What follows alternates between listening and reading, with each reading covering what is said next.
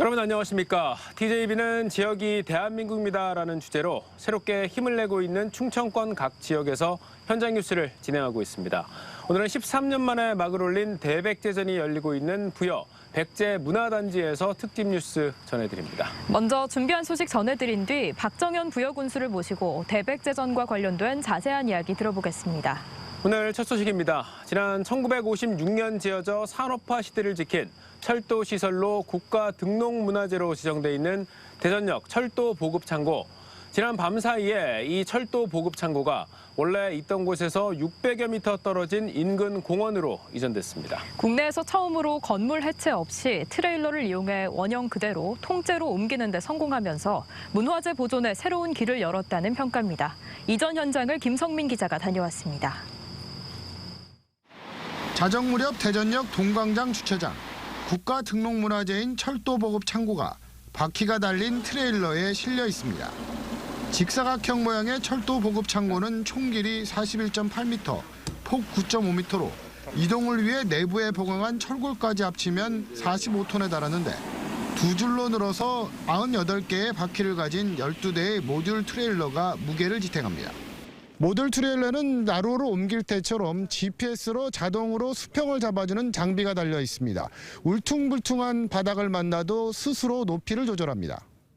시속 2-3km의 느린 속도로 이동한 철도 보급 창고는 600m 떨어진 인근 신안이 역사공원으로 옮겨져 무사히 안착했습니다.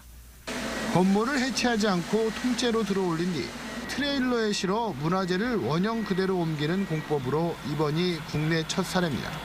또 모듈 트레일러는 서스펜션 작용이 있어서 안전한 충격이나 이런 것들을 굉장히 안전하게 받아주고 있는 장비입니다. 그래서 이 장비를 선택하게 됐습니다. 1956년 지어져 산업화 시대를 지킨 철도 보급 창고는 2005년 국가 등록문화재로 지정됐지만 등록 당시 함께 있던 여러 다른 창고들이 철거되면서 섬처럼 남게 됐습니다. 2016년엔 대전 역세권 동광장 길 조성이 본격화되면서 이전이 논의됐고 인근에 철도를 테마로 한 공원이 들어서며 새롭게 자리 잡게 됐습니다.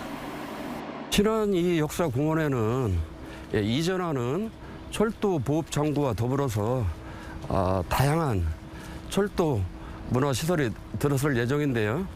이로써 대전이 철도 문화의 메카가 될 것으로 기대하고 있습니다.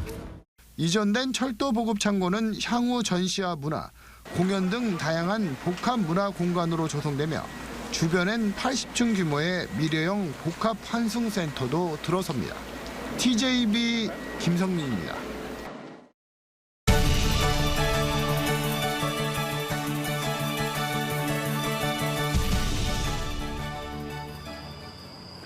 (13년) 만에 대백제전이 지난 23일 막을 올려 다음 달 9일까지 이어집니다.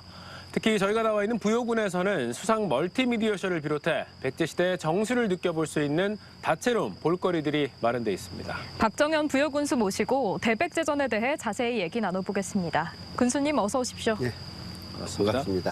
자, 지난 2010년 세계 대백제전 이후에 13년 만에 이번에 대백제전이 다시 열리게 됐습니다. 먼저 이번 행사 어떤 의미를 갖고 있는지 설명 부탁드리겠습니다. 네, 올해 69번째 치러지는 백제문화제는 우리나라에서 가장 오래되고 가장 규모가 큰 역사문화 축제입니다. 이번에 대백제전으로 그 규모를 크게 해서 치르게 됐는데요. 올해는 백제 금동 대학로가 발굴된 지 30주년 되는 해이기도 하고요. 또 웅진 공주에서 사비 부여로 천도를 한 성왕이 즉위한 지 1500주년 되는 해이기도 합니다. 그래서 찬란한 백제 문화의 우수성과 아름다움을 세계에 널리 알릴 필요성이 제기되고 이에 따라서 저희들이 글로벌한 세계 축제로 한번 크게 치르게 됐습니다. 네, 부여군이 이번 대백제전을 앞두고 다양한 볼거리와 즐길거리 마련했다고 들었습니다. 특별히 심혈을 기울인 프로그램이 있을까요? 개막 행사로 무엇보다도 웅진에서 사비로 천도했던 당시의 모습을 재현을 봤습니다. 백제 사비천도 페스타가 그것이고요. 또 백제 의자왕에는 개상공제라는 공주가 딸이 있었는데요. 이 계산공주가 여전사였다고 합니다. 그래서 계산공주와 백제를 구하기 위한 그런 모습들을 재현하고 또 금동대양로를 테마로 한 수상 멀티미디어 쇼를 준비했습니다. 그리고 또 백제 성왕의 업적과 또 백제군의 출정식을 재구성해서 크게 대규모로 퍼포먼스하는 것을 만들었는데요. 백제군 출정식이 바로 그것입니다. 그리고 또 부여 시가지에서 펼쳐지는 야간 퍼포먼스, 백제문화, 판타지, 퍼레이드 이런 것들도 눈여겨볼 만합니다. 그리고 무엇보다도 귀안면 실리 백마강변에 80개의 캠핑장을 조성해서 하룻밤을 즐기는 대백제전 캠핑데이가 새롭게 준비되어 있는데요. 많은 젊은이들에게 인기가 있을 것 같습니다. 예. 이번 대백제전 주제가 이제 대백제, 세계와 통하다입니다. 그래서 국내뿐 아니라 해외에서도 많은 관광객들이 이제 찾을 것 같은데요. 이 세계와 소통하는 대백제전 어떤 점에 좀 주안점을 두고 계십니까? 최근 세계는 한류 문화로 열풍을 앓고 있습니다. 그만큼 우리 대한민국의 문화가 세계에 널리 알려졌는데요. 그 뿌리가 바로 백제 문화에서 비롯됐다고 저희들이 자부하고 있습니다. 그런 점에서 한류 문화의 원조인 백제 문화를 널리 알리는 것이 바로 우리 문화가 독창적이고 또 세계적인 것이다 하는 것을 알려줄 수 있다고 생각을 합니다. 그런 점에서 글로벌이 중요한 게 아니라 로컬이 훨씬 중요하고 로컬의 바탕을 둔 글로컬의 주안점을 두고 백제문화제를 지금 준비했다 이런 말씀 드리고요. 그런 점에서 우리 부여의 태도 두레풍장, 그다음에 사비백제 체험 이벤트, 또 한류 원주 백제문화를 알리는 어울림 마당 등을 준비를 해봤습니다. 네, 이제 곧 있으면 또 추석입니다. 연휴를 맞아서 많은 관람객들이 부여를 찾을 것 같은데요. 관광객 여러분들이 꼭 가보셨으면 하는 장소가 있을까요? 부여는 지붕 없는 박물관이라고 할 만큼 아주 여러 가지 문화유산이 많이 있습니다. 그래서 지난 2015년에 유네스코 세계유산으로 등재되기도 했습니다. 관복리 유적과 구도산성, 그리고 정림사지, 나성과 부여 왕릉원 등 부여만이 간직한 관광 명소가 많이 있습니다. 이런 데 가보시면 아주 기억하기 좋은 추억거리가 될 것 같습니다. 특히 서동과 선화공주의 아름다운 사랑 이야기가 전해지는 것으로 유명한 북남지가 있고요. 또 사랑나무로 유명한 이곳에 가서 약속을 하면 결혼할 수 있다는, 그래서 젊은 친구들이 많이 가는데요. 성흥산 가림성이 있습니다. 그리고 신라시대 때 창건한 천년고찰 무량사도 관광객들이 가볼 만한 명소입니다. 예, 교수님 오늘 문화 해설사처럼 이렇게 설명을 해주셨는데 많은 분들이 와 주셨으면 좋겠습니다. 오늘 말씀 잘 들었습니다. 고맙습니다. 다음 소식입니다. TJB가 단독 보도한 대전시의 인권센터 폐쇄 결정에 대해 지역 시민단체들이 대전시의 독단적인 결정을 규탄하고 나섰습니다. 같은 시기 폐쇄가 결정된 사회적 자본지원센터도 성명서를 내고 시대 요구에 역행하는 처사라며 특정 감사를 촉구했습니다. 조혜원 기자가 보도합니다. 지역 시민단체들이 대전시의 인권센터 폐지 방침을 규탄하기 위해 한자리에 모였습니다. 단체들은 올해 세종시가 인권센터를 새로 개설하는 등 대부분 지자체가 인권위원회와 인권센터를 운영하는 상황에서 대전시의 행보는 반인권적인 처사라고 비판했습니다. 대전시 인권센터 자리에는 이장우 대전시장이 인권이 아니라 혐오를 이야기하는 자들에게 넘겨왔다가 쌓아 공정마저 허물어버리고 인권을 웃음거리로 만들어 놓고 기관을 폭파해버려 폐허밖에 안 남을 것이다. 전문성 없는 단체에 위탁을 맡겼다는 지적에 폐쇄 카드를 꺼내든 것에 대해서도 인권센터가 6년간 쌓아온 성과를 무너뜨리는 행위라고 목소리를 높였습니다. 왜 145명 시민의 대전시 인권센터를 폐쇄합니까? 이장우 시장은 시민들에게 사과하고 대전시 인권센터를 재수탁 과정을 거쳐 인권센터와 함께 오는 12월 문을 닫게 된 대전시 사회적자본지원센터 직원들도 성명서를 내고 반발했습니다.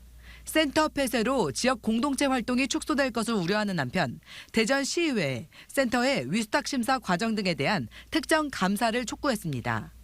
앞으로의 대전시의 지속적인 지역 공동체 활성화 정책이나 주민자치 강화를 위한 그런 정책적인 대안이 보이지 않는다는 점이고요. 이로 인해서 시민들의 권한이 축소되는 좀 위기에 맞았다. 국가인권위가 지자체마다 인권 보장과 증진 기본 계획에 따른 인권센터 설치를 권고하고 있는 가운데 대전시의 폐쇄 결정을 둘러싼 논란은 당분간 계속될 전망입니다. TJB 조혜원입니다. 오늘 새벽 5시 50분쯤 대전 서구 용문동 교차로에서 25톤 화물차와 SUV 차량 4.5톤 화물차가 잇따라 부딪혔습니다.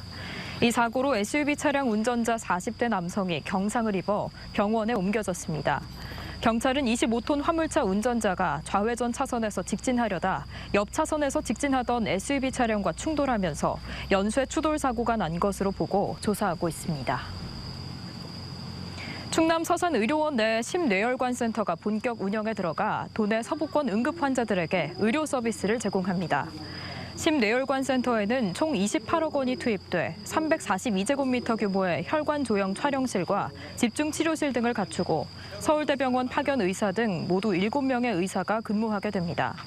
충남도는 그동안 서산과 태안 등 서부권 환자들은 외지 병원으로 가야 했지만 이번 센터 개소로 도민들의 의료 안전망이 크게 강화될 것으로 기대하고 있습니다. 대전시 시설관리공단은 추석 연휴 기간인 오는 28일부터 다음 달 3일까지 공설 장사시설인 정수원과 대전 추모공원은 정상 운영하지만 재래실은 폐쇄하기로 했습니다.